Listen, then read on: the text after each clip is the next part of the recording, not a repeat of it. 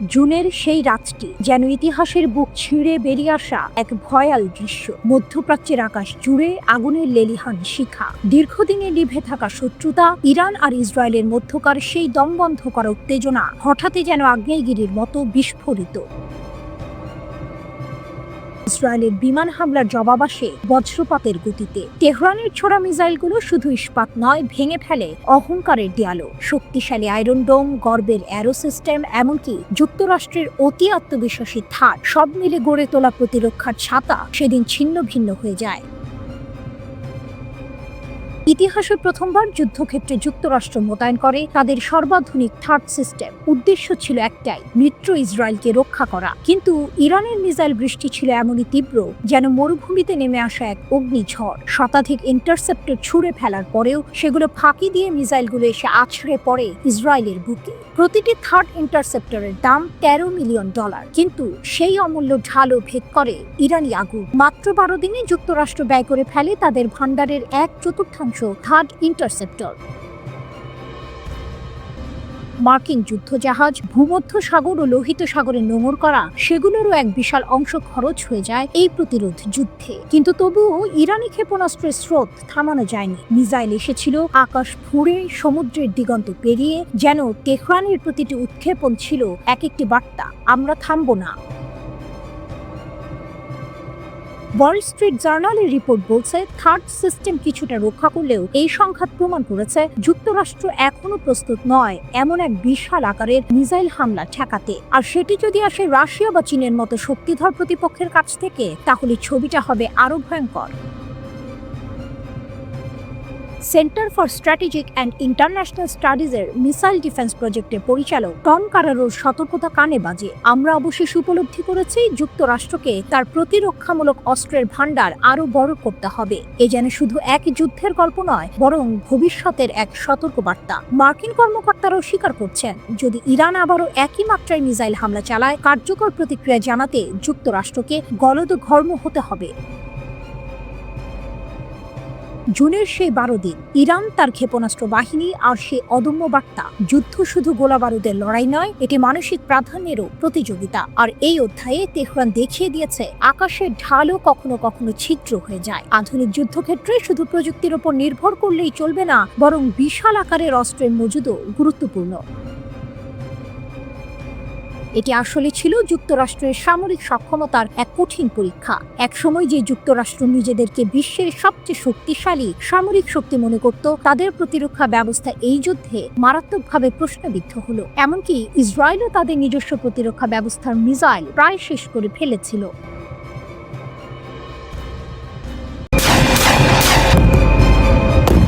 পারমাণবিক সাবমেরিনের নীরব যাত্রা, বিশ্ব কি যুদ্ধের মুখে? যুক্তরাষ্ট্রের প্রেসিডেন্ট ডোনাল্ড ট্রাম্প এক নাটকীয় সিদ্ধান্তে রাশিয়ার জলসীমার কাছে 2টি কৌশলগত পারমাণবিক সাবমেরিন মোতায়েন করার নির্দেশ দিয়েছেন। ট্রাম্পের এই পদক্ষেপ আন্তর্জাতিক রাজনীতিতে এক নতুন উত্তেজনা সৃষ্টি করেছে। বিশ্বজুড়ে খবরের শিরোনামে এখন একটাই প্রশ্ন, বিশ্ব কি আরেকটা স্থায়ী যুদ্ধের যুগে প্রবেশ করছে, নাকি এর চেয়েও ভয়াবহ কিছুর দিকে এগিয়ে যাচ্ছে? এই উত্তেজনার সূত্রপাত হয় রাশিয়ার সাবেক প্রেসিডেন্ট দিমিত্রি মেদভেদেভের একটি মন্তব্য থেকে। তিনি যুক্তরাষ্ট্রকে সতর্ক করে বলেন, তাদের কল্পিত ডেড হ্যান্ড কতটা বিপজ্জনক হতে পারে সে বিষয়ে ট্রাম্পের সচেতন থাকা উচিত। এই ডেড হ্যান্ড ছিল স্নায়ুযুদ্ধের সময় রাশিয়ার এক স্বয়ংক্রিয় পারমাণবিক প্রতিশোধের ব্যবস্থা, যা রাশিয়ার নেতৃত্বে ধ্বংস হয়ে গেলেও পারমাণবিক হামলা চালাতে সক্ষম। ট্রাম্প মেদভেদেভের এই মন্তব্যকে বোকামিপূর্ণ ও উস্কানিমূলক হুমকি বলে অভিহিত করেন। এর জবাবেই তিনি রাশিয়ার কাছাকাছি শক্তিশালী পারমাণবিক সাবমেরিন মোতায়েনের নির্দেশ দেন। এই সাবমেরিনগুলো যুক্তরাষ্ট্রের নৌবাহিনীর ওহাই ক্লাস ব্যালিস্টিক ক্ষেপণাস্ত্র বহরের অংশ, যা একাধিক পারমাণবিক যুদ্ধাস্ত্র বহন করতে সক্ষম এবং যে কোনো রাডার বা শনাক্তকরণ ব্যবস্থাকে ফাঁকি দিতে পারে। ট্রাম্পের এই পদক্ষেপ শুধু একটি সামরিক শক্তি প্রদর্শন নয়, বরং মস্কোকে একটি স্পষ্ট বার্তা দেয়া। সেই বার্তা হলো, ওয়াশিংটন আর কোনো উস্কানিমূলক হুমকি সহ্য করবে না। ট্রাম্পের এই কৌশল শুধু সামরিক পদক্ষেপের মধ্যেই সীমাবদ্ধ নয়, তিনি রাশিয়ার ওপর শুল্ক ও বাণিজ্যিক নিষেধাজ্ঞাও বাড়াচ্ছেন। এর মাধ্যমে তিনি বিশ্বকে বুঝিয়ে দিতে চাইছেন, যারা রাশিয়ার পক্ষে থাকবে তাদেরও এর মূল্য দিতে হবে। এর ফলে ভারত ও ব্রিক্স জোটের মতো দেশগুলোকেও ট্রাম্পের শাস্তিমূলক ব্যবস্থার মুখে পড়তে হয়েছে। এই পরিস্থিতি ইউক্রেন যুদ্ধের প্রেক্ষাপটে আরও জটিলতা তৈরি করেছে। ইউক্রেন রাশিয়া যুদ্ধ এখন ৪র্থ বছরে পড়েছে এবং এই যুদ্ধই এখন বিশ্বজুড়ে অস্থিরতার মূল কারণ হিসেবে বিবেচিত হচ্ছে। ট্রাম্প বারবার রাশিয়াকে যুদ্ধবিরতি ও শান্তি আলোচনার জন্য সময়সীমা বেঁধে দিয়েছেন, কিন্তু মস্কো এই চাপকে অগ্রাহ্য করে চলেছে। ট্রাম্পের সাবমেরিন মোতায়েনের সিদ্ধান্ত প্রমাণ করে যে পারমাণবিক অস্ত্রের বিষয়টি ইউক্রেন যুদ্ধের সঙ্গে কতটা গভীরভাবে জড়িয়ে গেছে। বিশেষজ্ঞরা বলছেন যে কোনো ভুল পদক্ষেপ, সেটা মৌখিক হোক বা কৌশলগত, এই দীর্ঘস্থায়ী সংঘাতে এক নতুন মাত্রা যোগ করতে পারে। আটলান্টিক ইনস্টিটিউটের পারমাণবিক কৌশল বিষয়ক বিশ্লেষক এলেনা পেট্রোভের মতে, ট্রাম্পের এই পদক্ষেপ একদিকে যেমন আগ্রাসন রোধ করতে পারে, অন্যদিকে রুশদের ভুলভাবে কোনো কিছু বোঝার আশঙ্কাও বাড়িয়ে দিতে পারে। তিনি বলেন, শব্দের গুরুত্ব আছে। যখন কেউ পারমাণবিক প্রতিশোধের হুমকি দেয়, তখন আমাদের তা গুরুত্ব সহকারে নিতে হবে। এখন প্রশ্ন হলো, এই পারমাণবিক উত্তেজনা কি কূটনীতির জায়গা দখল করবে, নাকি বিশ্ব পরমাণু উত্তেজনার এক নতুন যুগে প্রবেশ করবে? বর্তমান পরিস্থিতিতে দুই পরাশক্তির মধ্যে যে সামান্য আস্থা ছিল, তাও এখন ভেঙে পড়ার পথে।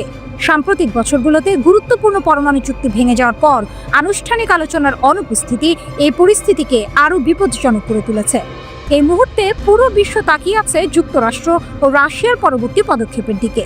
পারমাণবিক অস্ত্রের এই যুগে সামান্য ভুল বোঝাবুঝিও কয়েক মিনিটের মধ্যে ভয়াবহ বিপর্যয়ে রূপ নিতে পারে।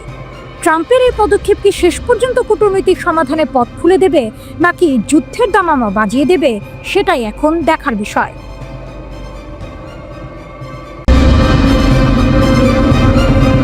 ধ্বংসস্তূপ থেকে ফিনিক্স পাখির জন্ম, ইরানের নতুন হুঙ্কার। তেহরানের পোড়ামাটিতে যখন ধোঁয়া উঠছিল, তখন সারা বিশ্ব ভাবছিল ইরান কি এবার থামবে। 12 দিনের রক্তক্ষয়ী যুদ্ধ শেষ হয়েছে ঠিকই, কিন্তু শত্রুতার আগুন নেভেনি। ইসরায়েলের একের পর এক হামলা সত্ত্বেও ইরানের পরমাণু স্থাপনার ইউরেনিয়াম সমৃদ্ধকরণ কর্মসূচি বন্ধ করা যায়নি। যে স্থাপনাগুলো ধ্বংস হয়েছে, ইরান যেন সেই ছাই থেকে নতুন করে জেগে উঠতে চাইছে। এক ফিনিক্স পাখির মতো তারা আরও দৃঢ় প্রতিজ্ঞ হয়ে তাদের পরমাণু কর্মসূচিকে নতুন জীবন দিতে চাইছে। আর এই মনোভাবের কারণেই মধ্যপ্রাচ্যের আকাশে আবার ঘনিয়ে আসছে এক নতুন যুদ্ধের মেঘ। যুদ্ধবিরতির পর আমেরিকা ও ইসরায়েল ভেবেছিল ইরান হয়তো চাপে পড়ে নরম হবে, কিন্তু বাস্তবে যা ঘটল তা সম্পূর্ণ উল্টো। ইরানের ইসলামী বিপ্লবী গার্ড কোর IRGC তাদের নিহত কমান্ডারদের 40 দিন পূর্তি উপলক্ষে এক কড়া হুঁশিয়ারি দিয়েছে। তাদের বার্তা ছিল স্পষ্ট, যদি আবার আমাদের সার্বভৌমত্বে আঘাত আসে, তাহলে এর জবাব হবে এমন যা শত্রুর কল্পনাকেও ছাড়িয়ে যাবে। এই হুঙ্কার শুধু কথার কথা নয়, এর পেছনে রয়েছে আগের যুদ্ধের বাস্তব অভিজ্ঞতা। ইসরায়েল ও আমেরিকা ইরানের পরমাণু স্থাপনাগুলোতে হামলা চালিয়েও তাদের লক্ষ্য অর্জনে ব্যর্থ হয়েছে, বরং ইরান দ্রুতই ক্ষতিগ্রস্ত স্থাপনাগুলো সংস্কারের কাজ শুরু করেছে। তারা স্পষ্ট করে দিয়েছে, হামলা চালিয়ে তাদের পরমাণু কর্মসূচি থেকে সরানো যাবে না। IRGC আরও হুঁশিয়ারি দিয়েছে যে যদি ভবিষ্যতে আবারও হামলা চালানো হয়, তাহলে তাদের প্রতিশোধ হবে অপারেশন ট্রু প্রমিস 3 এর চেয়েও ভয়াবহ। গত যুদ্ধের সময় ইসরায়েলের বিমান হামলার জবাবে ইরান তাদের গুরুত্বপূর্ণ অবকাঠামোতে একের পর এক ক্ষেপণাস্ত্র হামলা চালিয়েছিল। আধুনিক আকাশ প্রতিরক্ষা ব্যবস্থাও সেই হামলাকে পুরোপুরি আটকাতে পারেনি। সেই হামলার তীব্রতা এত বেশি ছিল যে লাখ লাখ ইসরায়েলি নাগরিককে বাংকারে আশ্রয় নিতে হয়েছিল। এখানেই শেষ নয়, আমেরিকার হামলার জবাবে ইরান কাতারে অবস্থিত তাদের একটি সামরিক ঘাঁটিতেও হামলা চালায়। এই প্রতিশোধের তীব্রতা ক্রমে এতটাই বাড়তে থাকে যে শেষ পর্যন্ত আমেরিকা ও ইসরায়েল যুদ্ধবিরতি ঘোষণা করতে বাধ্য হয়। IRGC তাদের বিবৃতিতে সেই কথাটি মনে করিয়ে দিয়েছে। তারা বলছে, ইরান এখন অপরাধী ইসরায়েল ও মার্কিন গ্যাংয়ের বিরুদ্ধে নিজেদের স্বাধীনতা অর্জনের লক্ষ্যে অটল। IRGCর এই হুঙ্কার কেবল প্রতিরোধের বার্তা নয়, বরং একটি নতুন আত্মবিশ্বাসের প্রতিফলন। তারা বলছে, শহীদদের রক্তে রঞ্জিত ইরান এখন একটি অপ্রতিরোধ্য বৈশ্বিক শক্তি হিসেবে মাথা উঁচু করে দাঁড়িয়ে আছে। ইরান এখন যে কোনো শত্রুর পতন ঘটাতে পুরোপুরি প্রস্তুত। এই চরম হুঁশিয়ারিগুলো থেকে বোঝা যায় মধ্যপ্রাচ্যের পরিস্থিতি এখন এক নতুন মোড়ে এসে দাঁড়িয়েছে। ইরান আর কোনো দুর্বল প্রতিপক্ষ নয়, বরং এক শক্তিশালী ও অপ্রতিরোধ্য শক্তি। আমেরিকা ও ইসরায়েল কি এই হুঁশিয়ারিকে গুরুত্ব দেবে, নাকি আবারও কোনো ভুল পদক্ষেপ নেবে? এই প্রশ্নের উত্তরে নির্ধারণ করবে ভবিষ্যতে এই অঞ্চলে শান্তি থাকবে, নাকি নতুন কোনো যুদ্ধের দামামা বাজবে।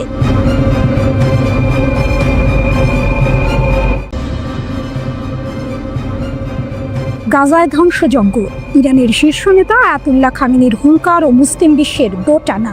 রাত গভীর, মধ্যপ্রাচ্যের আকাশে তখনও জ্বলছে পুরনো এক যুদ্ধের আগুন, যার শিখা এসে পড়েছে গাজার মাটিতে। এই আগুন শুধু ঘরবাড়ি পোড়াচ্ছে না, পোড়াচ্ছে মানবিকতা, গুড়িয়ে দিচ্ছে আশা। আর এই আগুন যখন তীব্র থেকে তীব্রতর হচ্ছে, ঠিক তখনই তেহরানের মসনদ থেকে ভেসে এলো এক হুঙ্কার। ইরানের সর্বোচ্চ নেতা আয়াতুল্লাহ আলী খামেনির কণ্ঠ থেকে বেরিয়ে আসা সেই তীক্ষ্ণ শব্দগুলো যেন তীরের ফলার মতো বিঁধছে মুসলিম বিশ্বের কর্মকুহরে। এ কোনো সাধারণ বিবৃতি নয়, এ যেন এক আলটিমেটাম, এক চরম হুঁশিয়ারি। তার এক্স হ্যান্ডেল সাবেক টুইটারে খামেনি যেন সরাসরি চোখে চোখ রেখে প্রশ্ন ছুঁড়ে দিয়েছেন মুসলিম দেশগুলোর প্রতি। তার বার্তা স্পষ্ট, গাজায় নীরব থাকার সময় এখন নয়। এই বাক্যটি শুধু একটি শব্দ সমষ্টি নয়, এটি যেন এক নীরব বিস্ফোরণ। তিনি বলছেন, যদি কোনো মুসলিম সরকার যে কোনো রূপে ইহুদিবাদী শাসন ব্যবস্থাকে সমর্থন করে এবং ফিলিস্তিনি সাহায্য বন্ধ করে, তাহলে অপমানের চিরস্থায়ী চিহ্ন তাদের সুনামকে কলঙ্কিত করবে। এই কথাগুলো কোনো সাধারণ কূটনৈতিক ভাষার মারপ্যাচ নয়, এ যেন এক অভিশাপের বাণী, যা ভবিষ্যৎ প্রজন্মের জন্য তাদের কাপুরুষতার ইতিহাস লিখে রাখবে। গাজার পরিস্থিতি তখনও ভয়াবহ। হামাস নিয়ন্ত্রিত স্বাস্থ্য মন্ত্রণালয়ের সতর্কবার্তা ছিল স্পষ্ট, ক্ষুধার্ত, দুর্বল আর অসুস্থতায় ধুঁকতে থাকা গাজার হাসপাতালগুলো মৃত্যুপুরীতে পরিণত। শত শত মানুষ মৃত্যুর মুখে, অথচ আন্তর্জাতিক মহলের নীরবতা যেন পাথর চাপা দিয়ে রেখেছে মানবিকতার কণ্ঠস্বরকে। জাতিসংঘের কণ্ঠ থেকেও ভেসে এসেছিল একই আর্তনাদ, জরুরি সাহায্য ছাড়া ফিলিস্তিনিরা অনাহারের মুখোমুখি। এমন এক পরিস্থিতিতে খামেনির এই হুঙ্কার যেন নিভে যাওয়া প্রদীপে হঠাৎ এক ঝলক আলোর শিখা। ইরানের পররাষ্ট্রমন্ত্রীও ছাড়লেন না, ইসরায়েলের বিরুদ্ধে সরাসরি অনাহার চাপিয়ে দেওয়ার অভিযোগ তুললেন। তিনি এমনকি সাহায্য বিতরণ স্থানগুলোকে মৃত্যুর ফাঁদ হিসেবে আখ্যায়িত করে এর জন্য যুক্তরাষ্ট্র ও ইসরায়েল উভয়কেই দায়ী করলেন। আরাকচি শুধু অভিযোগ করেই থামলেন না, তুরস্কের পররাষ্ট্রমন্ত্রী হাকান ফিদানের সঙ্গে কথা বলে গাজায় গণহত্যা এবং ইসরায়েলি আগ্রাসন মোকাবিলায় জরুরি ও আইসি শীর্ষ সম্মেলনের আহ্বান জানালেন। তার এই পদক্ষেপ যেন মুসলিম বিশ্বের মধ্যে এক নতুন করে জোট বাঁধার ইঙ্গিত। এ যেন এক নীরব প্রস্তুতি, যা হয়তো গাজায় রক্তক্ষয় বন্ধ করার জন্য নতুন কোনো আন্দোলনের জন্ম দেবে। পরিস্থিতি এতটাই জটিল যে স্থানীয় স্বাস্থ্য কর্মকর্তাদের তথ্য অনুযায়ী গাজায় ইসরায়েলের যুদ্ধে ৫৮,০০০-এরও বেশি ফিলিস্তিনি নিহত হয়েছে। এই সংখ্যাটি কেবল একটি পরিসংখ্যান নয়, এটি মানব ইতিহাসের এক কালো অধ্যায়ের সাক্ষী। প্রশ্ন হলো, খামেনির এই হুমকি কি মুসলিম বিশ্বের ঘুম ভাঙাতে পারবে, নাকি এই হুঙ্কারও অন্যান্য প্রতিবাদের মতো নীরবতায় ঢাকা পড়ে যাবে? মুসলিম বিশ্বের নেতারা কি এই অপমানের চিরস্থায়ী চিহ্ন নিজেদের গায়ে লাগতে দেবেন, নাকি গাজার জন্য এক হয়ে রুখে দাঁড়াবেন? সময়ের ঘড়ির কাঁটা ঘুরছে, আর প্রতিটি টিকটিকে গাজার মাটিতে বাড়ছে মৃত্যুর সংখ্যা। গাজার আগুন কি সত্যিই মুসলিম বিশ্বের বিবেককে জাগিয়ে তুলবে? ভোর হওয়ার ঠিক আগের মুহূর্ত, রাতের অন্ধকার তখনও কাটেনি, আকাশে সুখ তারা মিটিমিটি জ্বলছে, কিন্তু পারস্য উপসাগরের আকাশে তখন বারুদের গন্ধ। ইসরায়েলের আগ্রাসন ইরানের বুকে আঘাত হেনেছে। এ যেন এক বিনা উস্কানির হামলা। শান্ত পারমাণবিক স্থাপনাগুলো লক্ষ্য করে চালানো এই আক্রমণ কোনো সাধারণ ঘটনা নয়, এ ছিল ইচ্ছাকৃত আগ্রাসন। কিন্তু ইরান, তারা চুপ করে বসে থাকেনি, জবাব ছিল দাঁত ভাঙা। ইরানের পররাষ্ট্রমন্ত্রী আব্বাস আরাকচি চীনের CGTN চ্যানেলে যখন কথা বলেছেন, তার কণ্ঠে স্পষ্ট দৃঢ়তা। যুদ্ধ কখনো আমাদের পছন্দ ছিল না, তিনি বলছেন, কিন্তু যদি এটি আমাদের উপর চাপিয়ে দেওয়া হয় তবে আমরা পুরোপুরি প্রস্তুত। ভাবুন তো, এক শান্ত কূটনীতিবিদ যার কাজ আলোচনার টেবিলে বসা, তার মুখ থেকে এমন কথা। এর মানে কি? ইরান কি তাহলে যুদ্ধের জন্য তৈরি? ইসরায়েলের খুব খারাপ ট্র্যাক রেকর্ড নিয়ে সতর্ক করে আরাকচি স্পষ্ট করে দিয়েছেন, কোনো যুদ্ধবিরতি চুক্তিতে তাদের ভরসা নেই। তাদের সেনারা উচ্চ সতর্কতায় আছে, যে কোনো লঙ্ঘনের জন্য তারা প্রস্তুত। এই যে ইরানের এই অপ্রতিরোধ মনোভাব, এর পেছনের রহস্য কি? ইরানের শক্তির মূল কেন্দ্রবিন্দুতে রয়েছে তাদের আত্মরক্ষার অধিকার। আরাকচি বারবার বলেছেন, ইরান আত্মরক্ষার বৈধ অধিকার প্রয়োগ করতে বাধ্য হয়েছে। তাদের সেনারা আক্রমণকারীদের সফলভাবে প্রতিহত করেছে, এতটাই সফলভাবে যে ইসরায়েল নিঃশর্ত যুদ্ধবিরতির জন্য চাপ দিতে বাধ্য হয়েছে। এটা কি শুধু মুখের কথা, নাকি এর পেছনে আছে এক সুসংগঠিত সামরিক শক্তি? পারমাণবিক আলোচনার প্রসঙ্গে আরাকচি জোর দিয়েছেন রাজনৈতিক ইচ্ছার উপর। ইরান একটি ভারসাম্যপূর্ণ জয় জয় সমাধান চায়। তাদের পারমাণবিক কর্মসূচি যে সম্পূর্ণ শান্তিপূর্ণ, সে বিষয়ে তারা অনড়। 2015 সালের PF+1 গ্রুপের সাথে হওয়া পারমাণবিক চুক্তি এর প্রমাণ। এই চুক্তির ফলে স্বচ্ছতা নিশ্চিত হয়েছে এবং ইরানের পারমাণবিক কর্মসূচি অসামরিক উদ্দেশ্যে সীমাবদ্ধ হয়েছে। ইরান এই চুক্তিকে সম্মান করে চলেছে। কিন্তু বর্তমান উত্তেজনার কারণ কি? আরাকচি স্পষ্টতই বলেছেন, মার্কিন যুক্তরাষ্ট্রের একতরফাভাবে চুক্তি পরিস্থিতি থেকে প্রত্যাহারে বর্তমান সংকটের মূল। এ যেন এক পুরনো ক্ষত যা নতুন করে দগ্ধ হয়ে উঠেছে। কূটনৈতিক সমাধানের পথই একমাত্র উপায় বলে তিনি জোর দিয়েছেন। তবে শর্ত একটাই, অপর পক্ষকে তাদের সামরিক এজেন্ডা ত্যাগ করতে হবে এবং ক্ষতিপূরণ দিতে হবে। আর শান্তিপূর্ণ পারমাণবিক স্থাপনায় হামলার পরিণতি সেগুলো হবে ভয়াবহ পরিবেশগত দুর্যোগ, যা হবে তীব্র ও অমার্জনীয়।